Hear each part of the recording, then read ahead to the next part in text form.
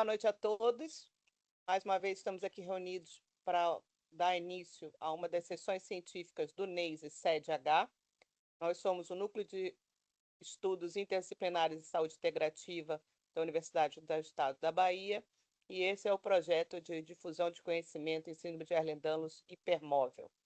Hoje teremos a apresentação de um artigo científico cujo título em português é Disfunção Autonômica e Sensorial na Síndrome de Ehlers-Danlos hipermóvel, como as fibras pequenas contribuem. Esse artigo será apresentado por Catarina Reis Paixão. Catarina é acadêmica do curso de medicina, está no 5º semestre da Universidade da Unidom, e o orientador é o professor Dr. Paulo Raimundo Rosário Lopes. Catarina, pode dar início. Então, dando continuidade à apresentação conforme a professora Cia comentou, antes de adentrarmos exatamente no artigo, eu trago aqui alguns dados no que diz respeito à publicação do artigo, que, além de ser recente, ele foi publicado e aceito pela revista Elsevier, mais precisamente no jornal Autonomic Neuroscience, Basic and Clinical, volume 260. Na introdução, o artigo ele vai dar uma retomada em algumas características da SED e da SED-H, incluindo também critérios diagnósticos, além de fazer uma análise crítica no que diz respeito à dor crônica em um contexto mais atual. Então, ele aborda novamente o que a gente já trabalha em outras sessões também, em que as síndromes de Ehlers-Danlos são grupos geneticamente heterogêneos de doenças hereditárias do tecido conjuntivo, mais precisamente concentrando 13 subtipos de SED, cada um com fenótipos clínicos distintos. O diagnóstico de SED hipermóvel vai se basear em critérios que se mantêm desde a classificação internacional de 2017. E esses critérios eles vão incluir, primeiramente, a hipermobilidade articular generalizada, como também manifestações sistêmicas de uma doença do tecido conjuntivo propriamente dito, como as anormalidades cutâneas, hérnias ou prolapsos abdominais e articulares, com envolvimento também cardíaco e aórtico, ou ainda histórico familiar positivo e tendo como último critério diagnóstico complicações músculo-esqueléticas. Além disso, a disfunção autonômica cardiovascular, mais comumente a síndrome de taquicardia postural ortostática, que nada mais é que uma exacerbação da frequência cardíaca ao se levantar, ela vem sendo frequentemente relatada em pacientes com SED-H. Por último, a introdução, ela vai trazer debates que estão em curso sobre a gênese da dor crônica. E aí fica essa dubiedade, se realmente existe esse papel da disfunção das fibras finas no que concerne esse surgimento da dor crônica, ou ela possa ser secundária à sensibilização central causada pela entrada nociceptiva, ou seja, da dor durante o estresse muscular excessivo. As fibras nervosas autonômicas e nociceptivas, elas vão ser um grupo em comum das fibras nervosas de pequeno calibre. Aqui, o objetivo desse estudo é investigar essas fibras em uma família de pacientes com SED-H, com ou sem sintomas, usando testes neurovegetativos, microcirculatórios e sensoriais técnicos. Quanto à metodologia, trata-se de um estudo observacional exploratório com avaliação de perfis setoriais vasculares em mulheres com SED-H. E no total, teriam 5 participantes com uma variabilidade nas gerações com intervalo de 12 a 60 anos, onde todas foram avaliadas com seu histórico de dor e submetidas aos testes diagnósticos, que seriam esses aqui elencados. Então, teste de inclinação de 30 minutos, análise da variabilidade da frequência cardíaca, VTC, teste vasoconstrictor cutâneo, TVC, teste sensorial térmico e também a avaliação da microcirculação de fibra C e endotelial por análise funcional de contraste de músculos da lei.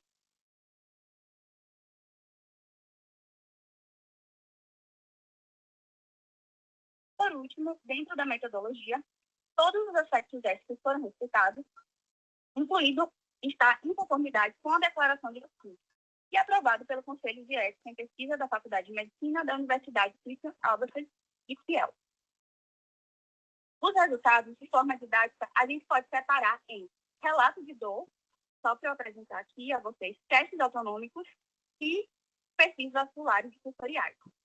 Na primeira parte do relato de dor, seria mais um estudo epidemiológico dessa amostra do estudo, onde 80% desses pacientes do público feminino, elas vão relatar dor, mais precisamente a dor de cabeça ou a dor musculoesquelética articular e membros inferiores, sendo que esse relato de dor vai ser predominantemente após ortostase prolongada, ou seja, após um bom tempo em posição ereta, com exceto de uma paciente que é a mais velha, que vai apresentar uma frequência da dor articular que vai ser atribuída à osteoartrite, que é mais comumente conhecida como artrose.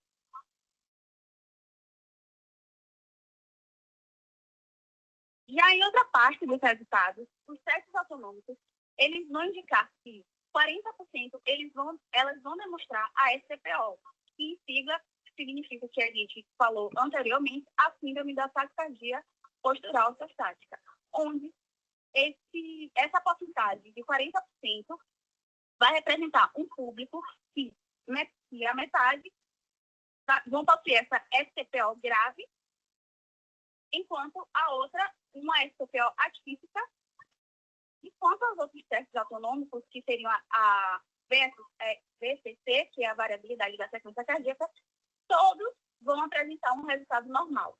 Enquanto na vasoconstricção cutânea, 80% dos indivíduos ficaram com a faixa normativa inferior, enquanto a mais velha desse público de mulheres possuíram uma função reduzida.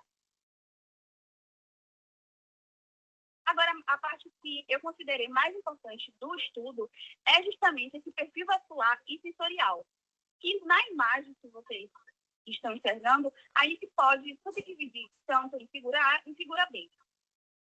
Então, ampliando a figura a gente vê um recorte e uma resposta vascular, que vai ser avaliada pela fluxometria Doppler funcional a laser, onde essa fluxometria ela mede o fluxo sanguíneo em unidade de perfusão, que é esse PU em vertical e que também está em porcentagem. Que nada mais é a taxa que o sangue chega aos tecidos. Então, a partir da interpretação desse gráfico, a gente pode observar que as participantes com disautonomia, elas são representadas em mais DYS alta, que é a disautonomia, e elas vão apresentar uma resposta vascular maior comparada àquelas que não possuem a disautonomia, embora possuam CSH. Em número, isso vai corresponder ao que está em vermelho, e na vasodilatação mediada por fibra C, ou seja, que é uma resposta neurogênica ativada por nervos e relacionada tanto à dor e à inflamação, vai ter um número exorbitantemente maior do que aquelas que não possuem a disautonomia. Assim também é na vasodilatação dependente de óxido nítrico, onde o que está sendo avaliado é justamente esse ajuste no fluxo sanguíneo que é relevante na regulação vascular geral.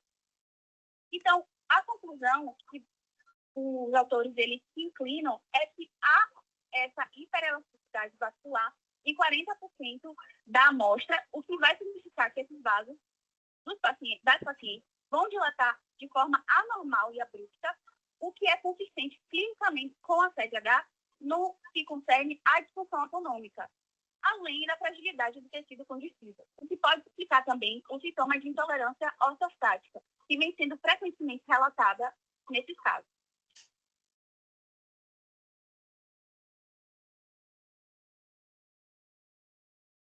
Já que, curiosamente, nessa segunda parte da figura A, os testes sensoriais térmicos revelaram um processamento disfuncional da informação somatosensorial em todos os participantes, 100%, independentemente da presença da dor, sendo que 40% desses perfis sensoriais distintos vão ter a disautonomia, que está no gráfico em preto e caracterizado por esse título. Mas o que isso quer dizer afinal, né? Que, embora todos os pacientes tenham apresentado perda de função da fibra A delta, os indivíduos com disautonomia foram mais gravemente afetados, incluindo também o comprometimento da função da fibra C. Ou seja, os indivíduos com disautonomia, eles vão ter essa perda mais acentuada da função de sensibilidade ou sensorial. Então, eles vão precisar de temperaturas mais extremas para perceber o calor ou frio, o que vai demonstrar uma redução da sensibilidade térmica, como que escrito aqui em inglês, loss of function, na vertical. Já na discussão, os autores eles vão retomar alguns dos resultados que a gente já interpretou aqui dentro dos gráficos. Então, vai realmente haver essa hiperelasticidade vascular, ou seja, os vasos vão estar mais complacentes, vão estar mais dilatados, em resposta exagerada à vasodilatação. Então, essa perda de função sensorial das fibras finas, a delta, vão ser mais acentuados em pacientes com disautonomia, especialmente aqueles que também consagram a síndrome da taquicardia postural ortostática. Eles também vão trazer considerações morfológicas para elencar melhor esses achados. Então, os autores, na verdade, eles trazem a contribuição da matriz extracelular associada à disfunção nervosa. E o que isso quer dizer? Que os defeitos genéticos da MEC, que é um achado encontrado na CEDH, isso vai permitir, em parte, que haja normalidade nas proteínas do MEC, como é o caso do colágeno e da tenascina. E, nesse sentido, o tecido conjuntivo dos nervos periféricos inclui essas proteínas, como é o caso do colágeno, levanta essa hipótese de que o comprometimento do nervo periférico vai resultar diretamente nos defeitos do tecido conjuntivo. E aí isso entra em xeque justamente essa exacerbação da vasodilatação. A tenascina, por exemplo, que está aqui logo abaixo, ela, além de ser essa glicoproteína da matriz celular, ela teria esse papel crucial em organizar essas fibras e manter essa integridade do tecido conjuntivo, que é algo que vai estar alterado em CEDH juntamente com a disautonomia. Assim como os autores também, eles trazem esses mecanismos adicionais da dor neuroplástica justamente porque essas camadas do tecido conjuntivo, que é a perineuro e a endoneuro, elas não vão ser capazes de prevenir o estiramento e a pressão excessiva do nervo. Então, isso tudo, esse conjunto essas anormalidades, essas repercussões mais clínicas, elas vão levar justamente à dor crônica. Na discussão também, de uma forma mais didática, a gente tem algumas observações que levantam hipóteses também. Então, só frisando, as fibras da delta, elas vão apresentar essa maior vulnerabilidade no estresse físico e químico, com a perda funcional observada em todos os indivíduos. Isso vai indicar um estado crônico de desnutrição e hipóxia. Enquanto a fibra C, que vão apresentar essas perdas funcionais adicionais com o indivíduo com a disautonomia, incluindo essa redução de fibra C pós-ganglionária, vão caracterizar a desaparentação periférica, que é justamente uma redução da inervação vasoconstrictora adrenérgica. Ademais, a funcionalidade vasoconstrictora vai se manter em faixa inferior da normalidade, na maioria desses indivíduos analisados no estudo, além do teste patológico ter tido essa observação de um indivíduo mais velho. Então, essa capacidade vasoconstrictora reduzida com a idade vai levantar também esses possíveis efeitos da aterosclerose e menor elasticidade vascular. A gente também percebe que, durante a discussão, a fluxometria funcional ela vai revelar essas anormalidades, conforme a gente debateu lá nos resultados, indicando justamente essa disfunção vascular precoce, mesmo sem dor articular persistente. Enquanto nos testes autonômicos, como é o caso da vasoconstricção cutânea, que vai indicar essa reduzida funcionalidade da fibra C, confirma a disfunção periférica de pequenas fibras. Assim, o mecanismo sugerido de dor vai envolver a má adaptação microcirculatória, levando à perda de pequenas fibras nervosas, o que exacerba a desautonomia, contribuindo para a dor crônica, possivelmente independente da sensibilização central. que foi aquele debate em curso que os autores trouxeram na introdução. Em perspectiva geral, os perfis sensoriais vão variar, sugerindo múltiplas vias para a dor de sede, H. Com a influência de fatores hereditários do tecido conjuntivo, efeitos diretos e indiretos em nervos, vasos, músculos e articulações. Por fim, apresenta limitações no que diz respeito ao pequeno número da amostra, tanto para a desautonomia daqueles pacientes que possuem e para aqueles que não possuem. Então, eles ressaltam, os autores, que os resultados e as conclusões devem ser interpretados com muita cautela e necessitam de confirmação em uma amostra maior. Além de que os testes sensoriais da fibra A-beta não foi conduzido pelos participantes, o que eles consideraram uma limitação para a avaliação da hipótese de perda inicial da extinção das fibras nervosas mielinizadas. Em relação às minhas considerações finais, os autores eles conseguiram apontar uma possível interação entre a disfunção autonômica e sensorial, embora frente à incerteza do mecanismo primário, que permanece ainda significativa. Contudo, abre-se uma nova hipótese para considerar os mecanismos multifatoriais como as mais prováveis, envolvendo interações entre o sistema vascular, autonômica e sensorial. E essa foi a 30ª sessão científica do mês CDH, e obrigada. Esse é um tema muito importante que a gente precisava. Aí, Sim. Teresa, pronto. Você vê que ele é um artigo recente, né? Feito na Alemanha e, infelizmente, ele tem essa grande limitação, que é o N, né? A quantidade de pessoas que foram avaliadas. Com certeza, se ele fosse pegar aqui só o SED Bahia, que tem umas 70 pessoas, todo mundo ia apresentar dados importantes para ajudar, né? E ver se que ele tem ferramentas para fazer isso, né? Então, dos pontos avaliados, passe aí, por favor, só para a gente repassar rapidinho. Esse é um ponto que a gente ainda não abordou aqui. Volta. Peraí. Lá da metodologia. Isso. Pegou 5 mulheres só, ainda pegou mulheres jovens, ainda que tenha lá o assim, quer dizer, na verdade, pegou de 12 a 60 anos, nem pegou jovem. Então, elas têm uma diferença enorme de idade.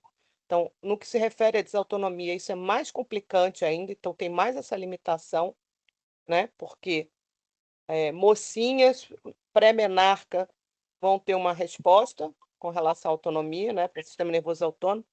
Senhoras de idade vão ter outra, então pegou mulheres em períodos reprodutivos completamente diferentes, e como a gente já estudou aqui, a gente sabe, existe uma influência grande da parte estrogênica no agravamento ou na redução dos sintomas relacionados à sede. Então, isso já complica esse estudo também. Passa o próximo, por favor. Agora, o que é interessante nesse trabalho, bote o próximo, por favor. Isso. Esse teste de inclinação é o tilt test, né, Catarina? Isso, pronto. Então, o tilt test, ele é um teste para avaliação de taquicardia postural ortostática e desautonomia, e você fica numa mesa inclinada e depois ele varia rápido, e aí você vai sendo monitorado, né? Variações de pressão, etc. e tal. Esse é um teste que está sendo incluído no rastreio de pessoas com CDH justamente para avaliação da desautonomia. Agora, um que eu achei interessante, que eu nunca tinha ouvido falar, é esse teste sensorial térmico, né? Esse teste vasoconstritor cutâneo é importante, mas esse teste sensorial térmico é importantíssimo, porque uma coisa que se percebe também é a intolerância ao frio e ao calor. Eu sempre digo que eu sou um ótimo termômetro, porque eu percebo variações de 1 grau na temperatura considerada ambiente. 24 eu tenho muito frio, 26 eu tenho muito calor. E assim, com todos os efeitos que se observam em variação de temperatura sobre um corpo. Então, muito frio, eu fico arrepiada, eu preciso botar casaco, etc. 26 eu começo a suar, para vocês terem noção. E isso não é um padrão normal. Depois de um certo tempo, se estabiliza. Então, isso tem muito a ver com essa questão de vasoconstrição, vasodilatação. Ao mesmo tempo, se observa muito comumente a ocorrência de desmaios, principalmente população que mora em lugar quente. Eu não sei onde foi esse estudo foi conduzido na Alemanha, mas aqui no Brasil a gente talvez tenha um número de informações maiores sobre os pacientes com relação a isso, tá? Então, no meu caso, especificamente, eu morava no Rio de Janeiro, que tem períodos de muito calor, de chegar a 45 graus, e todo verão eu desmaiava pelo menos umas 2 vezes, simplesmente porque começava a ter uma queda de pressão muito grande, ao ponto de ficar mole, e qualquer alteração acabava levando uma síncope, o que por si só já é muito preocupante, né? Não é nada assim considerado uma malignidade, porém, só de você cair, tá dirigindo, tá andando, cair no meio da rua, cair sozinho, bater com a cabeça, assim, qualquer coisa que pode acontecer, ainda mais pessoas com Ehlers-Danlos, ainda mais velhas, que já são cheias de comprometimentos osteoarticulares, uma queda é muito preocupante. Então, o estudo da desautonomia, o conhecimento da desautonomia e a avaliação de cada paciente com síndrome de Ehlers-Danlos com relação à desautonomia é indispensável. Estava procurando a palavra. Pode passar para o próximo. Sim, e a avaliação da questão das fibras nervosas, esqueci de falar sobre isso. Isso também é muito importante porque a resposta, a nocicepção, ou seja, a percepção de dor pelas pessoas com CDH também parece ser diferenciada. E o que esse estudo está falando, e outros estudos também falam, que pode ter relação com a questão circulatória. Então, eu não sei se a gente pode chegar a falar em isquemia, né? Mas uma dificuldade, às vezes, de perfusão, a depender da situação, isso pode piorar algumas situações relacionadas à dor, agravando mais a dor, ou ainda uma demora de percepção de dor durante algum tempo, fazendo com que o indivíduo force mais articulações ou musculatura sem que perceba, e ele só vai perceber algum tempo depois, porque o tempo de resposta nervosa é lento em relação à dor. Então, ele só vai perceber a dor depois que já houve um estrago. Então, não é incomum se perceba que esses indivíduos, eles vão, por exemplo, fazer algum tipo de atividade física, e eles, na hora, eles não têm dificuldade em realizar atividade física. Fazer musculação, fazer uma corrida, natação, esteira, seja lá o que for. No entanto, horas depois ele começa a sentir um cansaço extremo e muitas vezes 24 horas depois é que ele vai sentir uma dor intensa. Aí alguém poderia dizer: mas as pessoas em geral são assim. Não. No geral, quando você faz um esforço maior do que aquilo que seu organismo está preparado, você já começa a sentir cansaço inicialmente, se você forçar dor. E isso limita a movimentação, faz com que o indivíduo pare ou não, né? Tem gente que vai até cansar, né? Mas isso não é adequado para pessoas com CDH. E essa perda da sensibilidade leva a esses quadros de agravamento, de criação e agravamento de problemas, principalmente osteomioarticulares. Então, não por acaso, as queixas de dor crônica, elas geralmente aparecem após os 30, 35 anos, onde o acumulado de problemas ao longo da vida vai gerar agora uma alteração mais importante, morfológica, alterações de coluna, que vão levar a respostas inflamatórias e podem cursar, por exemplo, com processos de espondilite, né, que são inflamações na coluna, de artrite, processos reumatológicos e tudo que advém daí. Então, mais uma vez, reforçar que esse artigo aí, ele é muito importante, no ponto de chamar a atenção para isso, ainda que ele esteja muito vago, né, nos resultados, visto que o número de pessoas avaliadas foi muito pequeno. Pode passar, Catarina.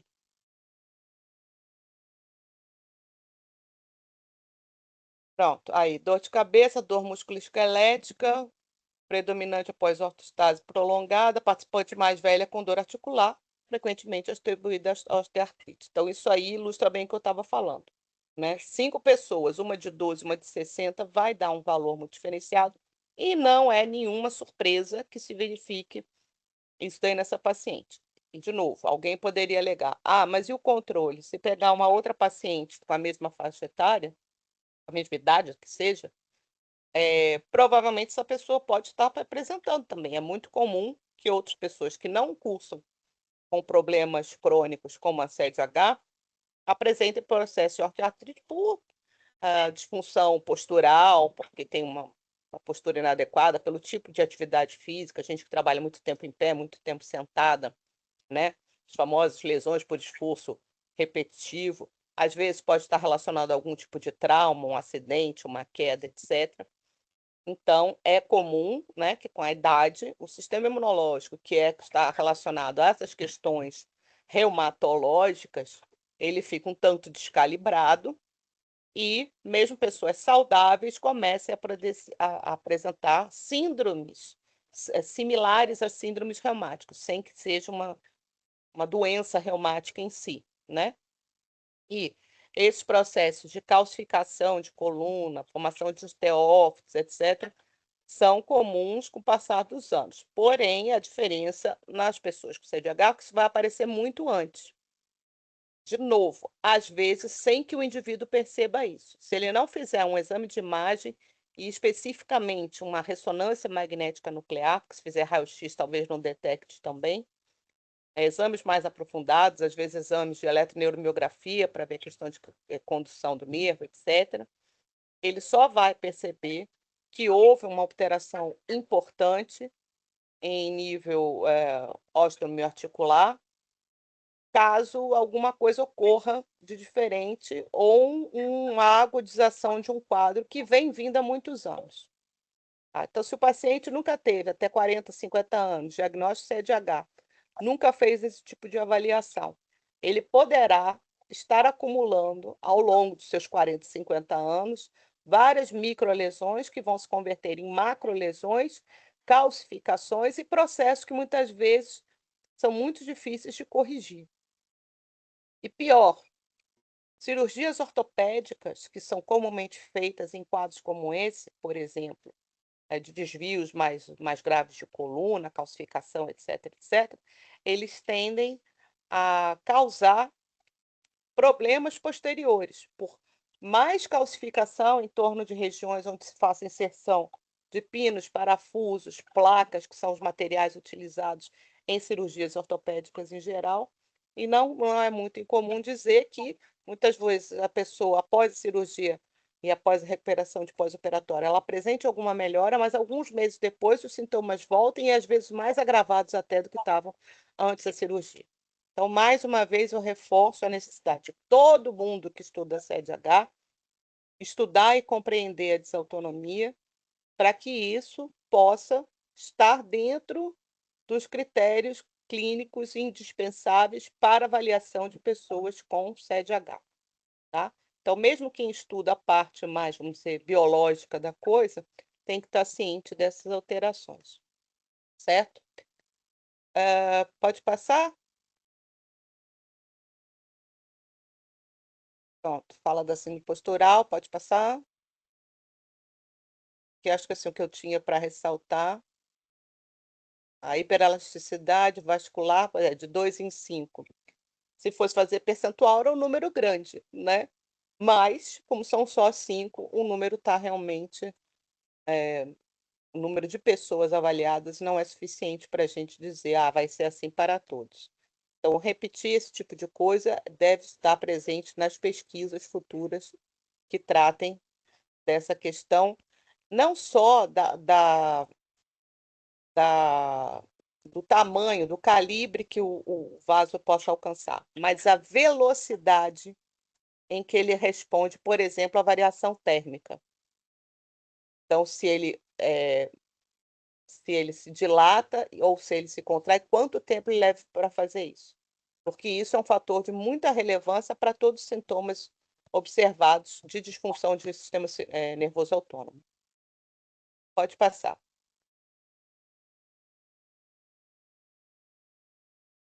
Pode passar aí a questão do sensorial. Então, aqui é interessante que ele fala, então, reforça o aumento da elasticidade vascular, o que era mais ou menos óbvio, né? A gente sabe que o tecido conjuntivo da pessoa com CDH é mais frouxo, se ele está localizado em todos os lugares, inclusive dentro do endotélio vascular. Então, a gente imagina que a complacência dos vasos na pessoa com CDH seja muito diferenciada em relação às pessoas normais. Volta lá onde estava, por favor. Aí. Agora, essa redução das fibras finas, da A delta e da fibra C, já foi falado sobre isso recentemente. Isso é uma coisa que tem que ser investigada mais a fundo, porque respostas com relação a essas fibras nervosas vai provavelmente modificar e muito o tratamento relacionado à dor. É muito comum que em vários processos osteomioarticulares, tratamento seja direcionado para a neuropatia periférica, que envolve essas fibras, com determinadas drogas, que são drogas que medeiam a parte de metabolismo de cálcio. Então, eles vão mexer justamente na sinalização celular por via neuronal, e não necessariamente está se observando um efeito positivo para as pessoas tratadas com isso. Então, há pessoas, não só com CDH, mas também com outras patologias, como, por exemplo, a fibromialgia, fazendo uso de pregabalina, de gabapentina e outras drogas similares, sem que tenham um efeito esperado, como deveria ser, né, para redução da dor que possivelmente seria neuropática. Essas drogas elas foram utilizadas para essas duas patologias, CDH e fibromialgia, porque elas foram usadas com sucesso para outros casos de dor neuropática comprovados, como, por exemplo, crise pós-herpética. São crises muito dolorosas e são dores neuropáticas, funcionam bem. Porém, para essas outras populações, essas pessoas vêm fazendo quantidades cada vez maiores dessas drogas e não estão observando uma redução correspondente na redução de suas dores. E, obviamente, como vocês bem o sabem, qualquer uso crônico de medicamentos com doses cada vez maiores, a curto, médio e longo prazo, vão cada vez mais agravando a função hepática, reduzindo a função hepática e reduzindo a função renal, o que pode dar uma série de outras implicações, inclusive fazer despertar outros sintomas, e por isso a gente fala que a CDH ela é multissistêmica, né? Ela atinge vários sistemas.